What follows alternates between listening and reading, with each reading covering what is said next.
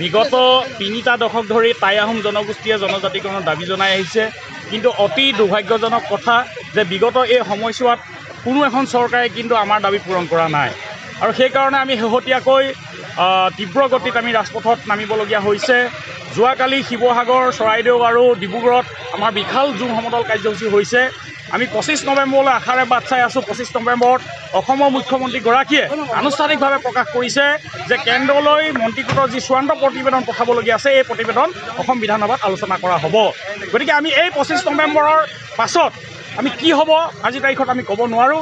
যদি জনজাতিকৰণ আমি পোৱাৰ সুফল আমি 25 নৱেম্বৰত নেদেখোঁ, তেতিয়াহ'লে কিন্তু অনাগত দিনত টাই আহোম জনগোষ্ঠীয়ে এটা বিকল্প ৰাজনীতি হয়তো চিন্তা কৰিবলগীয়া পৰিৱেশ সূচনা হ'ব পাৰে। আমি দেখিছোঁ যে আমাৰ চুবুৰীয়া যিবিলাক দেশ, এই দেশবিলাকৰ পৰা যি অবাধ প্ৰব্ৰজন হৈছে, এই অবাধ প্ৰব্ৰজনে অসমীয়া খিলঞ্জীয়া ৰাইজক সংখ্যালঘুত পৰিণত কৰাৰ সময় সমাগত হৈছে আৰু অসমীয়া ৰাইজে অস্তিত্বৰ সংকটত ভুগিছে। আৰু এই অস্তিত্বৰ সংকটৰ ভোগাৰ পৰা ৰক্ষা পোৱাৰ বা পৰিত্ৰাণ পোৱাৰ এটাই উপায় আছে, সেইটো হ'ল টাই আহোমকে ধৰি 6 জনগোষ্ঠীৰ জনজাতিকৰণ। টাই আহোমকে ধৰি 6 জনগোষ্ঠীক জনজাতিকৰণ কৰিলে তেতিয়া অসমৰ জনজাতীয় ৰাজ্য হিচাপে অসমে পৰিচিতি লাভ কৰিব আৰু অসম বিধানসভাৰ 80% আসন খিলঞ্জীয়া অসমীয়াৰ কাৰণে সুৰক্ষিত হ'ব বা সংৰক্ষিত হ'ব। আৰু তাৰ যোগেদি অসমীয়া খিলঞ্জীয়া যুগ যুগান্তৰলৈ অসম বিধানসভাত ৰাজনৈতিক প্ৰভুত্ব বা দপদপনি অব্যাহত থাকিব।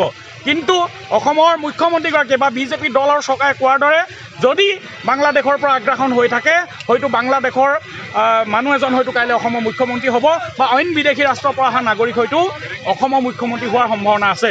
গতিকে আমি আহ্বান জনাইছোঁ যে অসমৰ খিলঞ্জীয়া প্ৰত্যেকটো জাতি জনগোষ্ঠী সুৰক্ষাৰ স্বাৰ্থত আমাৰ যাতে 6 জনগোষ্ঠীৰ জনজাতিকৰণ চৰকাৰে কৰি দিয়ে।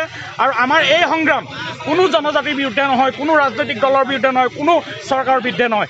এই সংগ্ৰাম আমাৰ অসমৰ খিলঞ্জীয়া প্ৰত্যেকটো জাতি জনগোষ্ঠী সুৰক্ষিত কৰাৰ আমাৰ এখন সংগ্ৰাম। এইখন চাওলুং চুকাফাৰ দেশ, এইখন শংকৰ মাধৱৰ দেশ। ইয়াত গৰীয়া, মৰীয়া, আহোম, চুতীয়া, কোঁচ, মৰাণ, মটক, কলিতা, বামুণ, গোসাঁই, চাহ জনগোষ্ঠী, তিৱা, ৰাভা, বড়ো, কছাৰী সকলো জাতি জনগোষ্ঠী সুৰক্ষিত হৈ থাকিব লাগিব।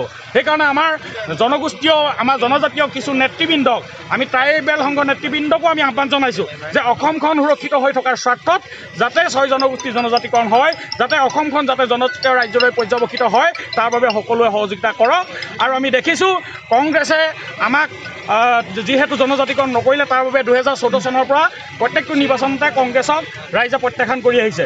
যদি কংগ্ৰেছৰ পথ বিজেপিয়ে গ্ৰহণ কৰে, তেতিয়াহ'লে বিজেপিকো অসমৰ ৰাইজে বা 6 জনগোষ্ঠীয় ৰাইজে প্ৰত্যাখ্যান কৰিব। আৰু 25 নৱেম্বৰৰ পাছত হয়তো টাই আহোম জনগোষ্ঠীয়ে সেই ক্ষেত্ৰত যদি আমি জনজাতিকৰণৰ সুফল নাপাওঁ, আমি কংগ্ৰেছকতো প্ৰত্যাখ্যান কৰিছোঁ, বিজেপিক প্ৰত্যাখ্যান কৰি অনাগত দিনত বিকল্প ৰাজনীতিৰ দিশে টাই আহোম জনগোষ্ঠী আগবাঢ়ি যাবলৈ বাধ্য হ'ব।